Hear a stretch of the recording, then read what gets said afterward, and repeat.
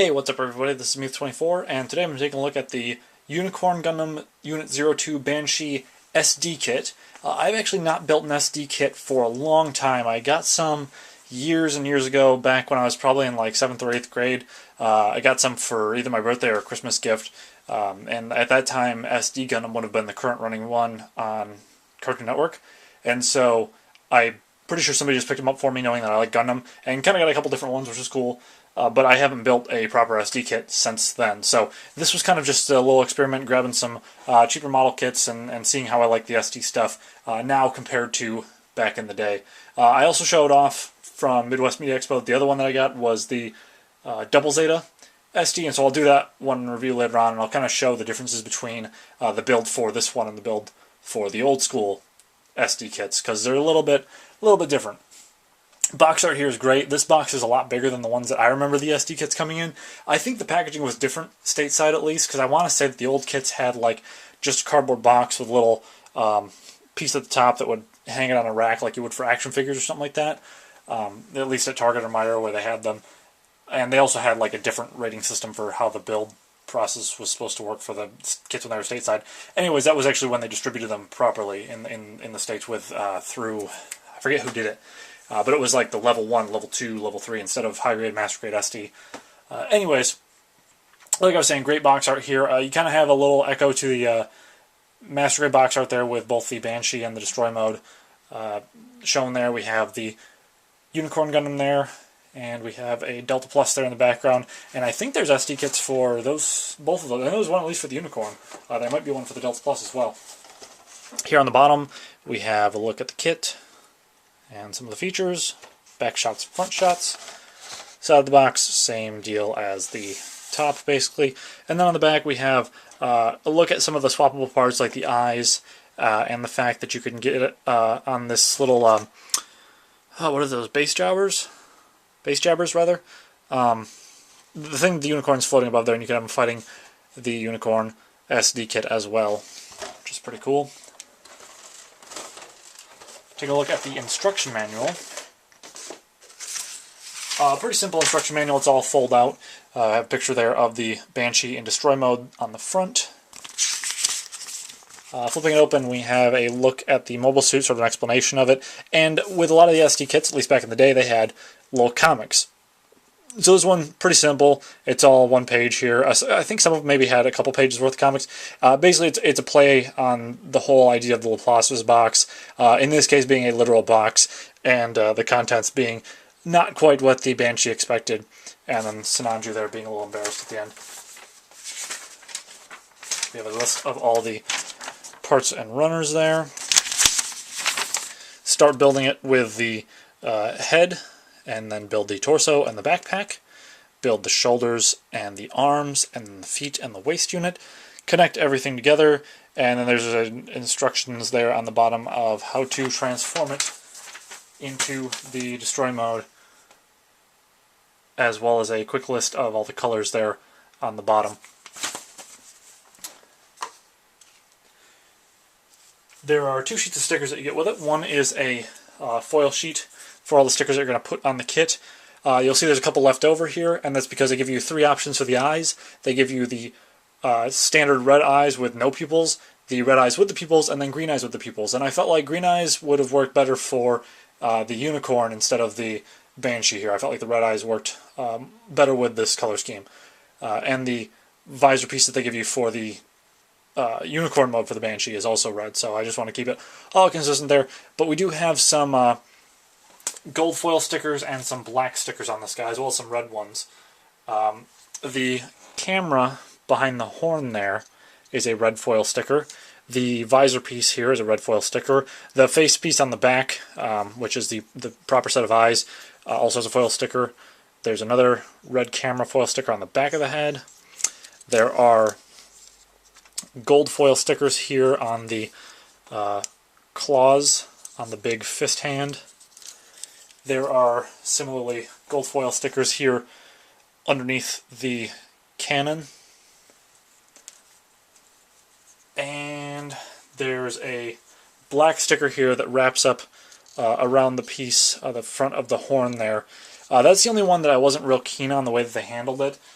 just because no matter how you wrap it around, you'll always be able to see some of the plastic underneath, as well as the edges of where it wraps over itself. So I wasn't really keen on that design point there. As far as the rest of the stickers go, they have been handled pretty well, I think.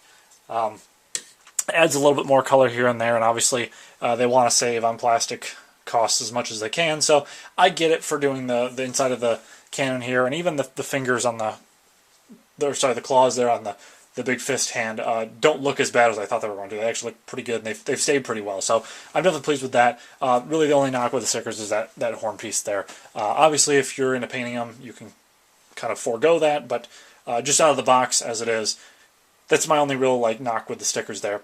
As far as the actual colors, you do have that sort of really dark navy that you had with the Master Grade there. It's slightly brighter here, I think.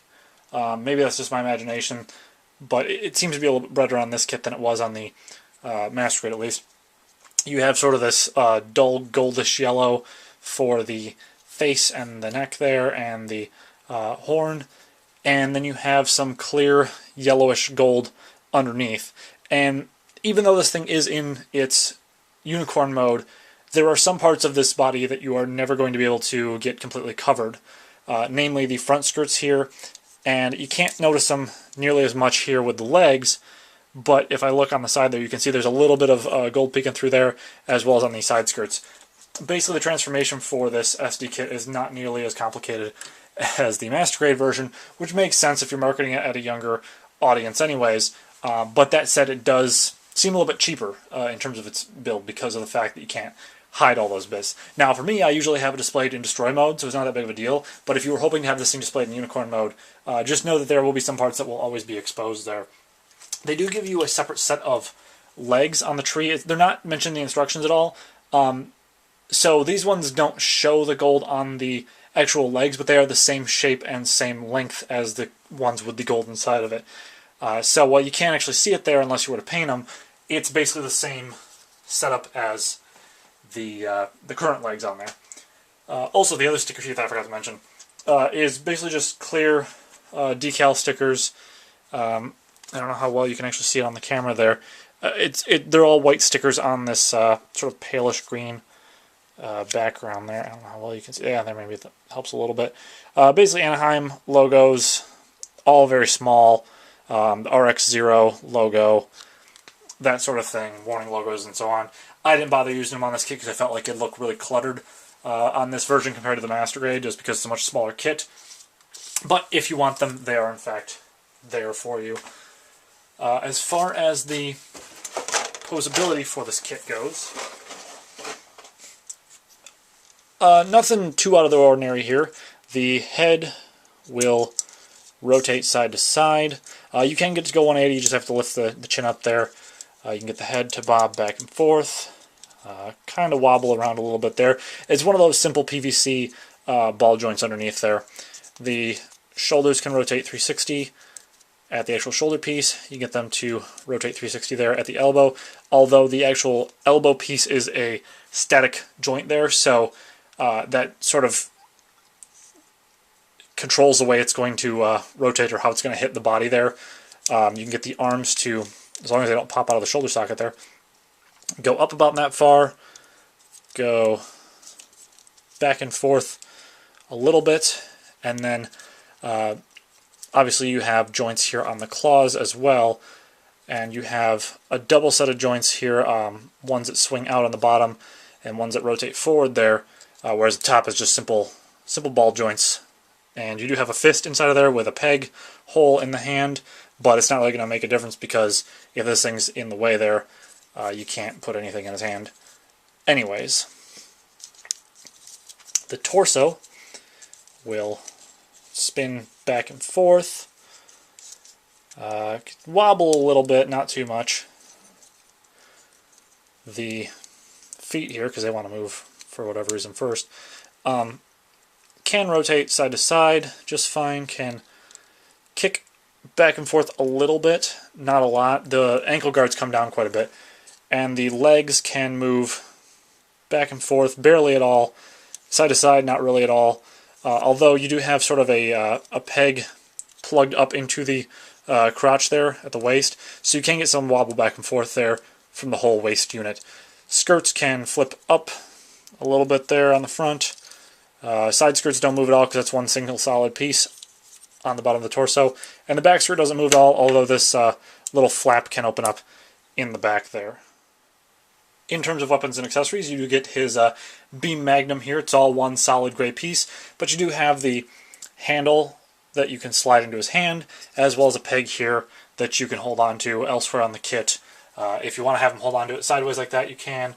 Otherwise, you can peg it into the back of the actual mobile suit there. You do get a single clear solid piece for a beam saber with a little bit of a curved design to it, which is kind of cool.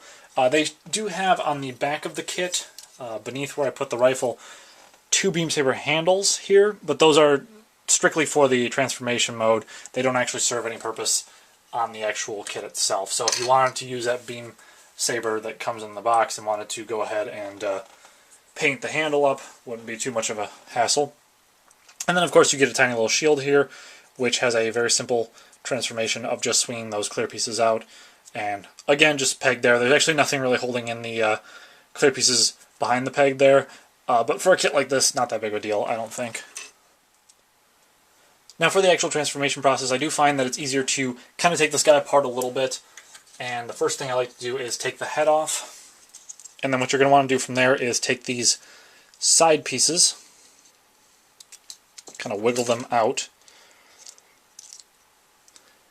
And then you will take the face piece out from the bottom and just spin it around. There you can see there's the unicorn's, or rather the Banshee's destroy mode face.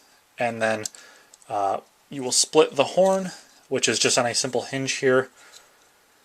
And it does sometimes recommend that you take this front piece off, the single horn there. I don't find that it's that big of a deal because it does tend to flow out pretty smooth there. And then while these square flat pieces were previously facing forward on the head, what you're going to want to do is rotate them around so the sort of jagged angular piece is facing downward, and that gives it a shape more like the typical Gundam head. There's also a little bit of a clear gold piece underneath there. It's hard to see unless you have the proper lighting in, but it's running down that ridge, so that'll show up as well. I mentioned before that the beam saber handles on the backpack didn't really serve any purpose other than for the transformation, and that is that you will just pull them out and switch the pegs around so that they are now facing upward, and it similarly exposes some of the clear gold underneath in the backpack. As far as the back skirt, all you're going to do is flip that up, and then you'll have something similar to what the Master Grade has on the crotch here, which is that one of the pieces folds down there. And it's not really held in place all that well, so sometimes that might pop out, but it's easy enough to get back in, and there is a little sticker above that as well. Now, as I mentioned with the legs and the feet basically staying the same, there's not much you have to do with those, but the little torso piece here, that gray bit, you do kind of have to wiggle down just a little bit to expose some of the clear gold there in between the gray and the navy up here. And then, much like with the Master Grade, you're going to pull the sides of the chest outward and flip these little panels down to expose even more of the gold cycle frame underneath. For the shoulders, you're actually going to take this top piece off, and you'll see there's all the gold cycle frame underneath there. You're going to take the shoulder piece cap from the other shoulder, spin it around, and plop it on top of there so that you have just a little thin ridge of it exposed there. And then you are going to take the, obviously the claw hand and spread that out like I kind of showed earlier. So you have a nice sort of grapple look to it. And then for the other arm, you'll just take the cannon down and slide these two pieces forward, exposing a nice amount of the shiny gold stickers underneath. Quick little note, when you're actually doing the shoulders, you're supposed to take the tip of this shoulder off, and you'll notice there was a slot there where the peg went into. You'll actually move it to the one on the end here, and that's what you're technically supposed to do when you're swapping the shoulder pieces. Not a huge deal. If you don't, it will still stay on there just fine, but that's sort of the proper way to go about doing that. And here we have the Banshee fully transformed into destroy mode. I gotta say, the claw looks really cool, even if it is far more simplistic than the Master Grade's version. The cannon also looks pretty cool, even though there's something of a limitation of how you can properly pose it, given the fixed state of his arm there and the joint, or lack thereof, rather. It's not actually a proper joint, it just looks like it's a joint. The only thing is that trying to get the shoulders up to do cool poses, with this hand it's not that big of a deal, with the other hand it is, and part of that's because if you have both shoulders up far enough, they're going to bump into the head and kind of force themselves outward a little bit, and as I mentioned, the sort of static position of the elbows doesn't really help that much. But as far as just pure aesthetic, I think this looks really cool. The fins being ridiculously big as they are, I think is great, and it looks cool overall as a smaller version of the Banshee, not to mention a SD version of the Banshee. I think it looks pretty cool for being a relatively inexpensive kit and a relatively simple build at that. Comparing it to one of the older SDs, though, like the Double Zeta here, you can see, the differences in the design there. Obviously, the Double Zeta is a much bulkier mobile suit. It has a lot of chunky bits to it in terms of its additions there with the fins and the cannon and the backpack and all that. But also the design from the build perspective. With the older SD kits, you basically just had the feet attached to the torso. And with the new kits, you actually have a little bit of leg there. They look a little less fat and squished. They are obviously still cartoonishly proportioned, but it's not as ridiculous. The heads are still plenty big. There's not much of a difference there. But the other thing is that there's a lot more detail on this guy. Even though the colors are not all accurate out of the box, and there are a lot of stickers on him, there's a lot more detail in the little ridges here. And I don't think that's just a design perspective. That's, I think, also, you know, an update with the quality of the product overall over the years. Whereas the Double Zeta here still looks pretty good. I think it actually looks better than at least one of the other SD kits that I have, which were the old GPL-1 and the old Wing Zero and the Swaltz version. So I think it looks at least better than the GPL-1 in that regard, that the colors are more varied on this kit, that the panel lining looks generally better with the ridges they've placed on it, and that it has that nice balance of there's enough detail but not too much for a kit this size. But that said, I think overall the Banshee looks better as a SD representation of the mobile suit it's representing here. I definitely like the new proportions of the SD kits, because even though it's not great posability overall, the SD kits, I don't think any of them have great posability, it's definitely better than what you have with the old kits. So with that in mind, I think if you're looking to get any SD kits from the newer stuff, the Banshee's great because it's definitely a little bit more expensive than some other SD kits, but like the Unicorn, you do get that transformation in there, and you get a decent number of accessories. They're obviously simplified a lot from their high-grade, master-grade counterparts, but they serve their purpose just fine, I think. And the transformation, I think, works well for this particular kit. So that's pretty much it for this review, and with that, I will see you guys next time.